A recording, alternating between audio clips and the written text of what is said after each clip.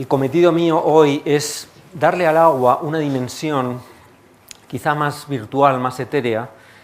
que se vehicula, se materializa en una visión nueva que es el concepto de globalización del agua y asociado a él el comercio de agua virtual. Y ese es el propósito de mi charla. Naturalmente, ligado a este enfoque está, como ha dicho don Juan Miguel Villarmir, la agricultura y la alimentación, porque los datos de uso del agua de la humanidad, de España, de muchos países, el uso mayoritario es el de la producción de alimentos, el de la agricultura. Quizá hay una razón que él no ha mencionado, y es que realmente la fotosíntesis, y esto el profesor Ferrer es una autoridad en el mundo, la fotosíntesis es un proceso muy intensivo en agua, y las personas, por la cadena trófica en la que estamos, por nuestra alimentación, por la base de la producción primaria de las plantas, necesitamos muchísima agua y en gran medida la huella hídrica de la humanidad, la huella hídrica de las personas, la componente más importante está asociada a la agricultura y por tanto a la alimentación. Sin embargo, el propósito de mi charla es mostrarles que estas cuestiones del reparto del agua entre los distintos sectores, vistos desde una óptica global y asociado a ello el comercio agrario, el comercio agua virtual, proporcionan una visión distinta que nos ayuda a comprender la escasez del agua desde una óptica distinta, una óptica más relativa y una óptica más centrada en las tendencias globales. Quiero mencionar también las personas con las que estoy trabajando, por supuesto el profesor Llamas como director del Observatorio de Llamas, yo del Observatorio del Agua, y también las personas que trabajan conmigo en el observatorio y en la universidad. Bien, primero les hablaré de algunas tendencias mundiales en la agricultura. Todos son conscientes de lo que está suponiendo el crecimiento de los países en desarrollo, los países más pobres, el aumento de la renta y del ingreso y el cambio en las dietas. Asociado a esto, también observamos un incremento extraordinario del comercio alimentario. Un comercio que en la historia de la humanidad lo vivimos antes de la Primera Guerra Mundial.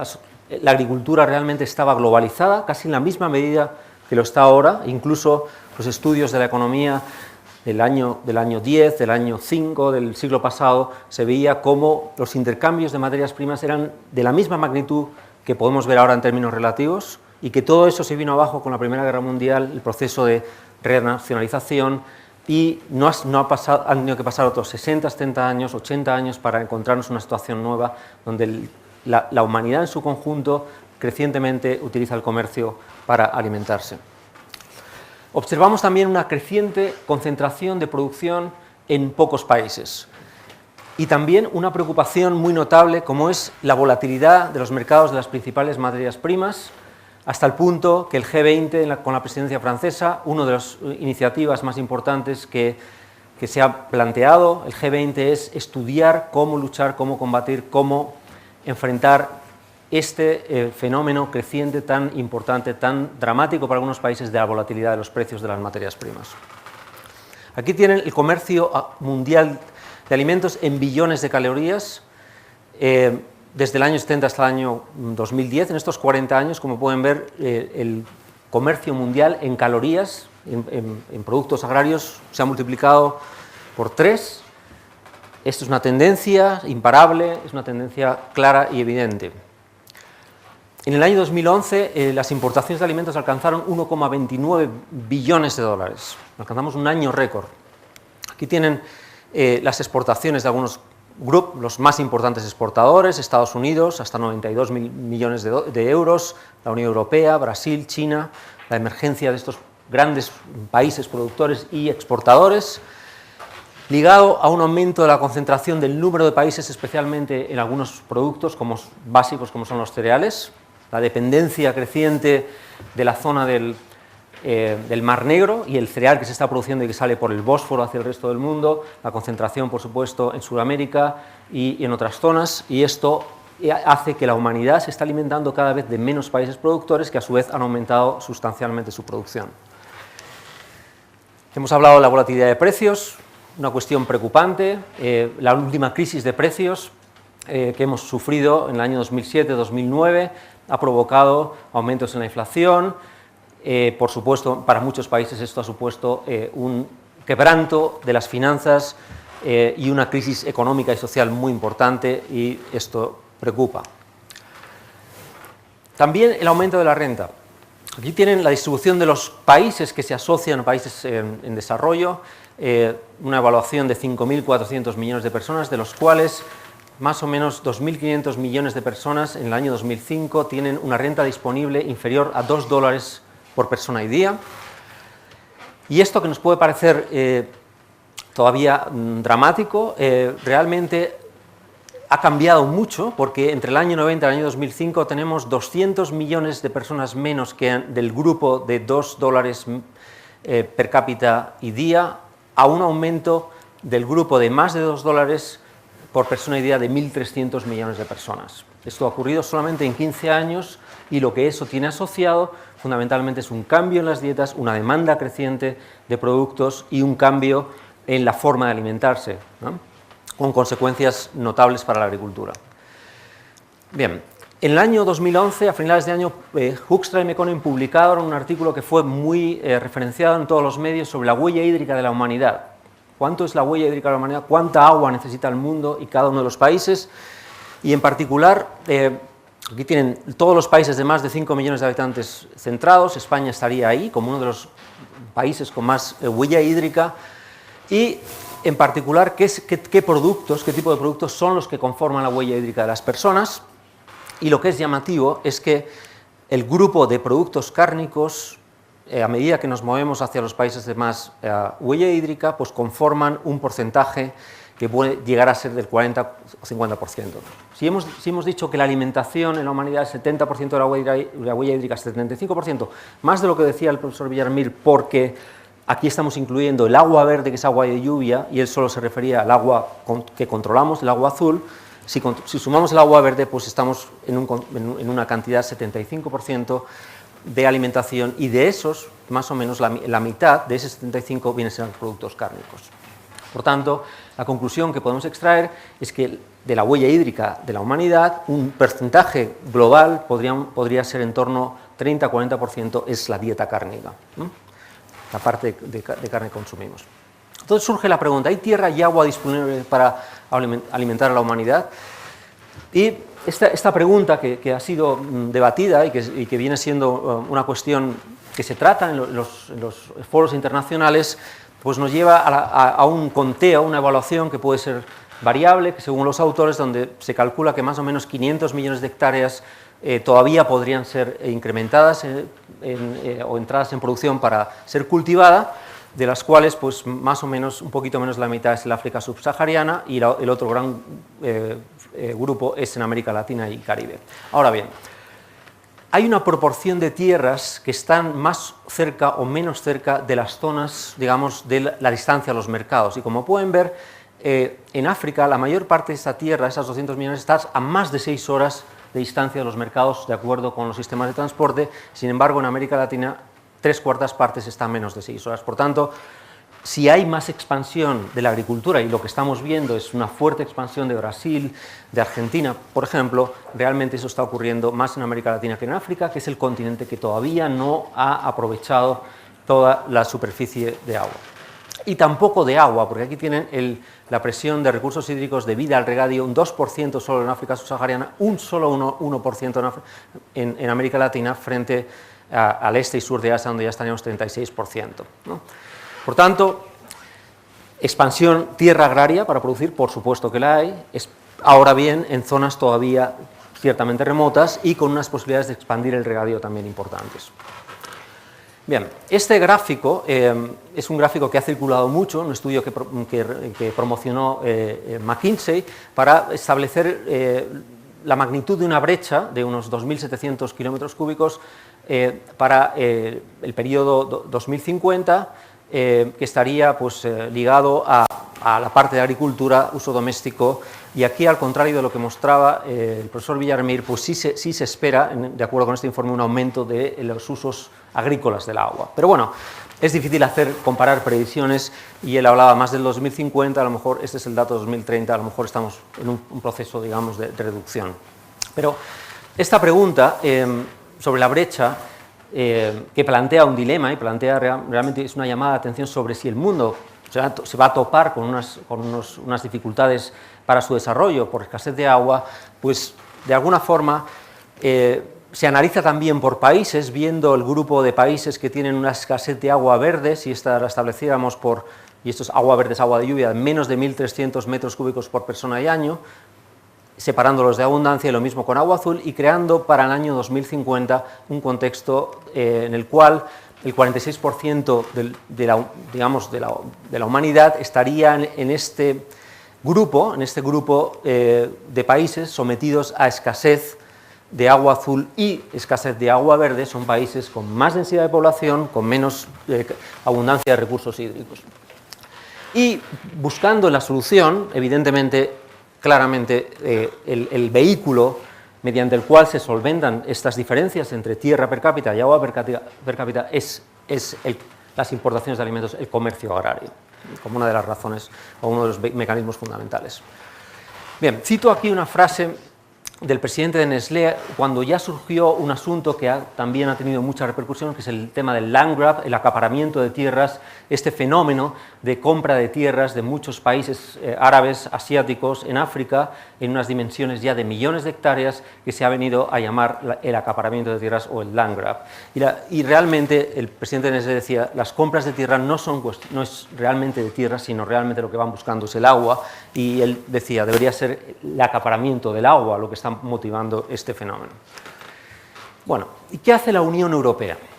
con respecto a la agricultura, con respecto al agua? Bien, en este momento en Europa se está repensando, se está negociando la política agrícola común.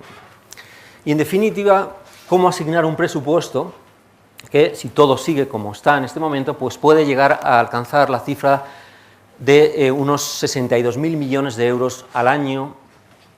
para apoyar la agricultura europea, para gestionar la famosa PAC y crear un marco nuevo de apoyo a la agricultura, digamos, de esa gran dimensión económica. Hagamos un pequeño recorrido en colores. Este es el presupuesto de la PAC desde el año 80 para acá en distintas medidas. Aquí tienen la cifra en miles de millones de euros, el porcentaje de PIB que estamos dedicando a la agricultura, estamos más o menos ahora mismo en torno al 0,45%, pero lo que es importante ver aquí es la composición de estas ayudas.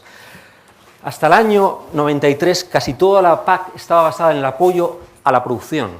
subvenciones a los productos, protección en frontera, subvenciones a las exportaciones, eran ayudas acopladas con la producción.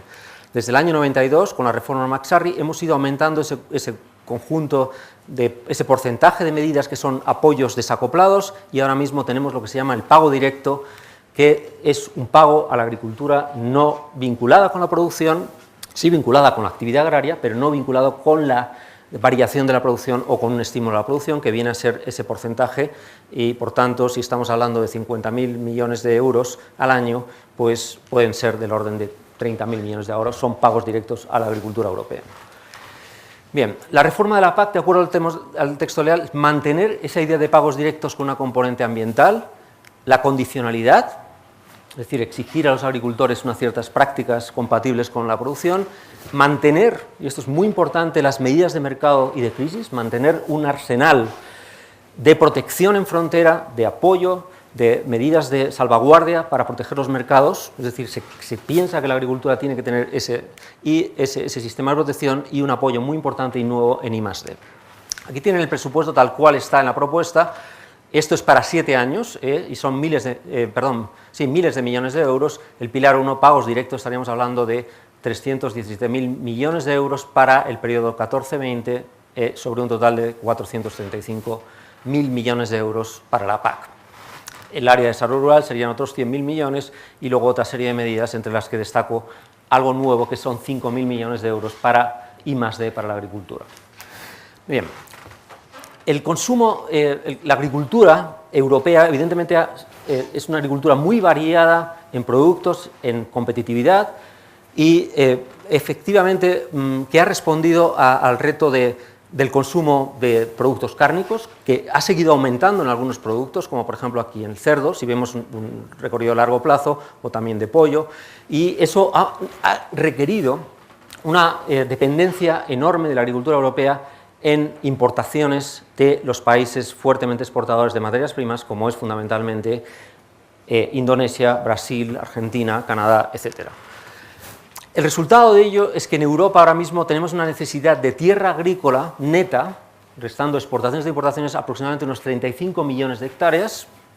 que es aproximadamente también unos 3 veces la superficie que es dedicada a cultivos en España, y que si hiciéramos un escenario de agricultura intensiva podríamos reducirlo en 6 millones, si hiciéramos un escenario de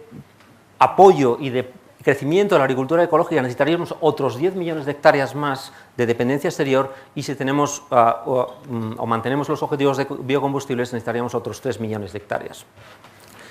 Bien, veamos el caso de España, la agricultura española. La agricultura española ha cambiado radicalmente, es algo que no es tan visible por las personas que vivimos en las ciudades, pero voy a mostrar unos datos que demuestran cómo la agricultura española se ha adaptado y cómo ha respondido al reto de la globalización. En términos de incrementos comerciales, competitividad, menor consumo de agua por euro producido, por kilo producido, por hectárea utilizada, eso ha sido notable, es sostenido y es una tendencia. El otro día El País publicaba hace solamente una semana que las exportaciones de alimentos superan por primera vez en España las exportaciones de automóviles. Y es verdad que el artículo hablaba de la crisis del sector del automóvil, pero esto refleja que el sector de la alimentación español se ha abierto al mercado y se ha convertido en un sector muy orientado a las producciones. Y esas tendencias, aquí tiene el saldo de cereales, negativo, por supuesto, ese es parte de todo mi argumento, es que realmente España está importando mucha agua virtual en términos de cereales, por supuesto una tendencia creciente de exportaciones de vino, exportaciones de grasa, saldo de aceite de oliva, todo esto en millones de euros, miles de millones de euros, lo mismo que en frutas, que esto es tradicional, este de aquí no se me ha escapado, aquí tenemos las carnes, y esto es también fundamental, y la carne de porcino. Como pueden ver, sectores ganaderos, sectores de exportación, que realmente se basan en el comercio de agua virtual en España. ¿Cuánta agua virtual estamos produciendo y trayendo encardinada en los productos que importamos y cuánta agua estamos exportando? Y la tendencia claramente es esta. Este trabajo lo hemos estado haciendo en el Observatorio del Agua y lo que vemos que hay es una cantidad de agua virtual que estamos importando muy superior a toda la cantidad de agua que se utiliza en la agricultura en España. Es decir, esa transformación de la agricultura que he mostrado con los datos de comercio y que son tendencias marcadas y clarísimas, han resuelto el problema de la escasez de agua, han enfrentado esa cuestión entendiendo que ciertos productos de poco valor económico, como son los cereales, como son los granos, como son la proteína vegetal, que tienen mucha agua virtual incardinada, pues a través del comercio se ha podido superar esa escasez de tierra, esa aridez del país. ¿De dónde nos está viniendo esa agua? Pues aquí tienen fundamentalmente de dónde nos está viniendo, fundamentalmente de Brasil y fundamentalmente de Argentina, aunque hay otros que conforman. Por tanto, el comercio solo con 2 países nos está aportando una gran cantidad de agua virtual. Es verdad que estamos dependiendo mucho de estos países, pero fundamentalmente el comercio agrario y la posibilidad de la globalización y el transporte es lo que está permitiendo esta transformación. Bien. Hemos hablado de tierra, hemos hablado de agricultura, podemos hablar del cambio técnico en la agricultura. Aquí tienen el número de meses necesarios para duplicar la productividad de distintas tecnologías en distintas métricas. Por ejemplo, Wi-Fi. En bits por segundo, cada 10 meses se obtiene una duplicación de cualquier métrica. La capacidad de supercomputación en flops, cada 14 meses aparece un nuevo ordenador que duplica la capacidad. Los discos duros, los chips, la información digital que circula en Internet, cada 14 meses se duplica la cantidad de información digital. En el caso de la agricultura, incluso creciendo al 2% los rendimientos o al 3% o al 4%, necesitamos del orden de 400 meses, que son casi 30 años, o incluso, en el mejor de los casos, pues 18 años, si creciéramos al 4%. ¿Quiere esto decir que los retos de la humanidad en cuanto a alimentación, los cambios en la dieta, los cambios en la renta, no pueden solventarse con crecimientos de los rendimientos ni con crecimientos en la adaptación del regadío? El profesor Ferreras nos contaba que Brasil tiene un objetivo de producir en 20 millones de hectáreas de riego cuando tiene 4,5. Eso no va a ocurrir en 2 años, ni en 4, ni en 5, ni en 15, ni posiblemente en 30. La respuesta a este reto está en el comercio. y el comercio de agua virtual. La forma más rápida de responder a este reto es el comercio de materias primas y entender el agua desde una óptica virtual que ayuda a comprender también cómo la humanidad se puede enfrentar al reto alimentario considerando que los productos que se intercambian no solo tienen el valor económico, que evidentemente lo tienen, y que evidentemente el comercio es por los precios y por el valor de los productos, pero tenemos que entender que también tienen agua virtual incorporada. Bien, por tanto, sin comercio y globalización no se puede garantizar la alimentación saludable de la humanidad. Eso es totalmente un sueño, una quimera, pensar que la globalización no es el camino para enfrentar el reto del hambre y de la alimentación. Es, en mi opinión, incuestionable que es así. El mundo y España necesita una gobernanza del comercio y seguridad alimentaria, una visión que el G20, he dicho al principio, lo ha planteado como una necesidad global. No digo que esté resuelto, ni siquiera estamos cerca de poder resolverlo, pero es verdad que una necesidad de la humanidad es cómo gobernar los mercados, qué gobernanza tenemos que tener para los mercados de las materias primas. Y finalmente, el comercio virtual como la clave para reconducir, o una de las claves, no digo la clave, una de las claves para reconducir el debate del agua en España. Y termino con una cita de Darwin: si la miseria de los pobres no es debida a las leyes de la naturaleza, y creemos que no lo es, entonces, si no a las instituciones, pues realmente estamos cometiendo un grave pecado. Muchas gracias.